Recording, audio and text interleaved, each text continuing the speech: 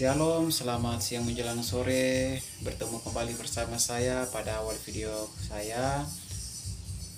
Pada kesempatan ini saya mau membahas tentang ilmu pemerintahan. Baik, saya mulai. Yang pertama, pemerintahan dalam arti sempit.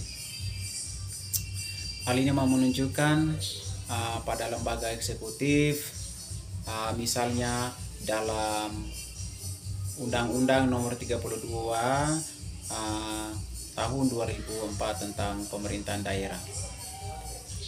Pemerintahan pusat selanjutnya disebut pemerintahan adalah presiden atau pemimpin tertinggi yang memimpin negara Republik Indonesia.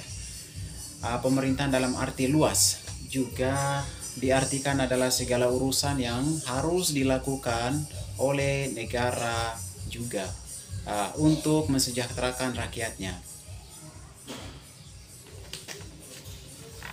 Yang kedua, IPM. IPM menjelaskan bahwa bagaimana suatu penduduk dapat memperoleh kehidupan, kesehatan, pendidikan, dan lain-lain sebagainya. Artinya peningkatan itu harus ada atau perubahan seperti itu di dalam masyarakat setempat. IPM juga dibentuk oleh 3 dimensi. Yang pertama, umur panjang dan hidup sehat. Dan yang kedua, tentang pengetahuan. Yang ketiga, standar hidup yang layak. Manfaat IPM. IPM merupakan indikator penting untuk mengatur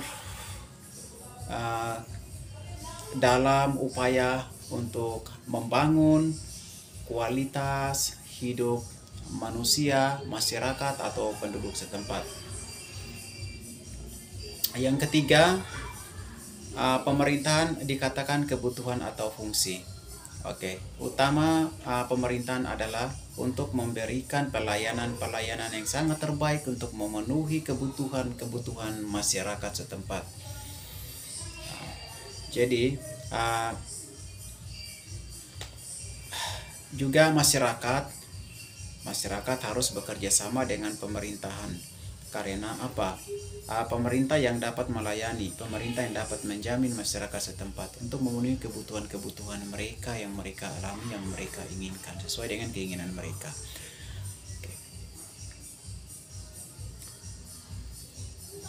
Yang paling penting itu menurut saya infrastruktur, pembangunan, perekonomian, dan pendidikan atau sumber daya manusia. Itu yang paling penting. Supaya lewat SDM, maka SDM lah yang mampu untuk mengelola SDA, sumber daya alam. Dan itu disebut dengan perekonomian. Juga untuk membawa perubahan, peningkatan di dalam kampung-kampung atau desa-desa tersebut. Yang keempat, definisi kekuasaan.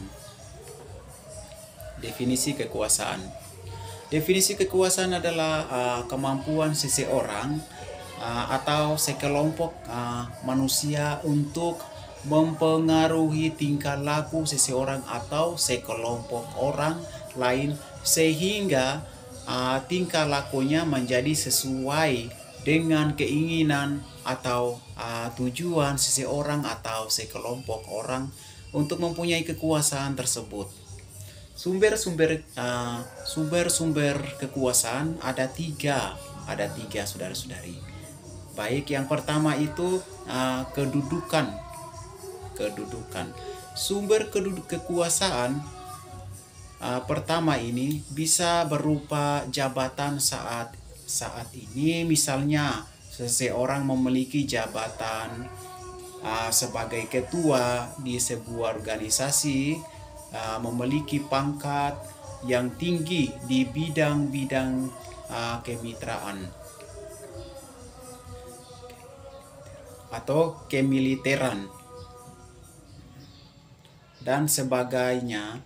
Sumber kekuasaan yang berasal dari kedudukan ini, jika ada pada seseorang yang salah maka akan memerlukan kerugian bagi banyak orang.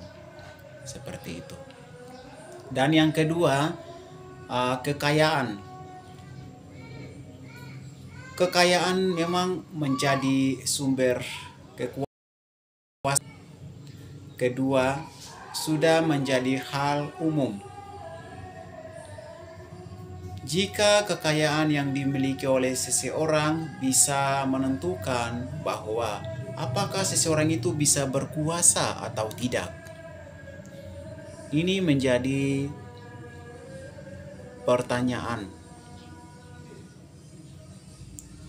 Pada umumnya, seseorang yang hanya dapat menguasai seorang politikus. Yang ketiga, kepercayaan atau keyakinan. Sumber kekuasaan yang terakhir adalah kepercayaan atau keyakinan dalam hal agama. Maka dalam hal ini juga, seseorang yang sudah memiliki ilmu yang cukup tinggi dalam agama akan dianggap bisa memimpin para umatnya. Dalam arti memimpin para umatnya itu contohnya seperti seorang pejabat, misalnya bupati atau bapak camat, atau juga pemimpin yang paling tertinggi di negara Indonesia seperti Bapak Presiden, Bapak Jokowi misalnya, seperti itu. Mereka ini yang harus memiliki hak-hak dan kewajiban dengan hati sungguh-sungguh untuk mengantar rakyat ke jalan kebenaran, memimpin mereka, memberikan pertolongan, bantuan sesuai dengan keinginan mereka. Jangan biarkan mereka terpecah belah, terpencar-pencar, tetapi mempersatukan mereka, memberikan pertolongan kepada mereka, memberikan segala bantuan-bantuan kepada mereka yang mereka inginkan. Seperti itu. Jadi sumber-sumber kekuasaan ada 3. Yang pertama, kedudukan, kekayaan, dan kepercayaan atau keyakinan. Ada 3. 4, nomor 5, ada 2 paradigma. Yang pertama paradigma alamiah, dan yang kedua paradigma ilmiah.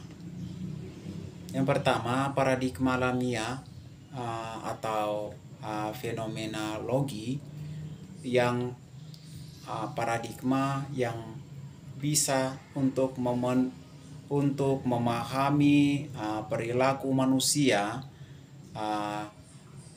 dari kerangka berpikir maupun bertindak orang yang tersebut, yang dibayangkan atau sedang dipikirkan,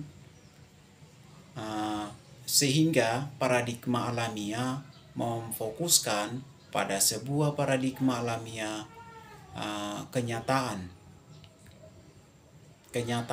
atau hal yang benar-benar terjadi secara nyata, yang dimana kita hadir, dimana kita melihat dan kita menyaksikan. Paradigma ilmiah, secara umum paradigma ilmiah itu juga merupakan keseluruhan sistem dalam hal berpikir, mencakup pada asumsi dasar seseorang.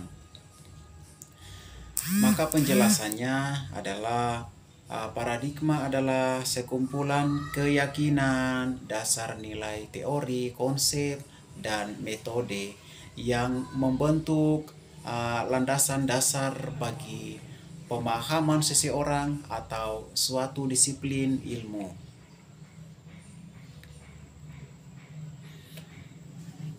Baik, terima kasih. Mungkin pertemuan kita sampai di sini. Saya ucapkan terima kasih banyak untuk kita semua. Selamat sore dan selamat berjumpa kembali di lain waktu. Hormat.